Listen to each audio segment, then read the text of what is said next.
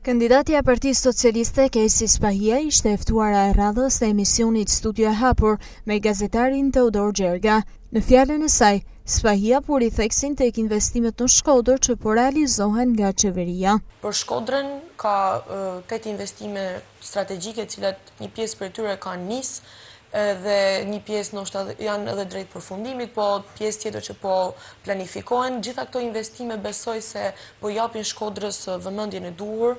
Autostrada Adriatiko-Joniane, e cila është një kërkesë edhe e madhe që ka ardhur nga banorët e komplet qarkut Shkodrës për lehtësimin e transportit, po është pastaj rruga që lidh Shëngjinin me Velipojen, që besoj se është një ndër rrugët më të bukura edhe piktoreske që ka Shqipëria, dhe kjo përtej gjithë modestisë, përtej gjithë dashamirësisë që unë kam për Shkodrën.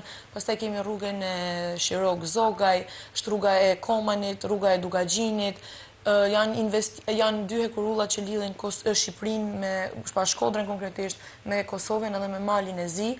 Janë gjitha këto investime, besoj, infrastrukturore, cilat përkthehen në një vëmendje të jashtëzakonshme, po edhe përkthehen në aspekt pastaj edhe ekonomik, sa i përket qarku Shkodrës.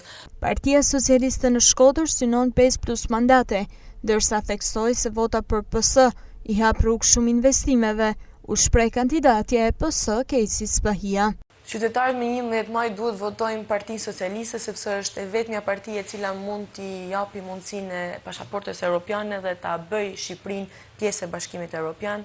Partia Socialiste është partia e cila sot po i kthen faqen Shkodrës, faqe e cila është dashur kthehet ndër vite, po unë besoj se gjithë qytetarët e Shkodrës dhe të qarkut Shkodër janë shumë të hapur në vizion për t'u bashku po vizionit që Partia Socialiste ka për ne.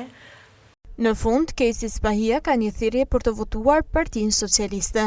Dhe unë ftoj të gjithë qytetarët e Shkodrës dhe veçanërisht të rinjtë e Shkodrës, të votojnë mua dhe Partinë Socialiste si një model i gjithë secilit për ju, si një model i një vajze të re që ka dëshirën e mirë për të investu për Shkodrën dhe të japi rinisë shkodrane dhe Shkodrës akoma më shumë vëmendje dhe të ngrej zërin e qytetarëve të Shkodrës sa më shumë në Parlamentin Shqiptar.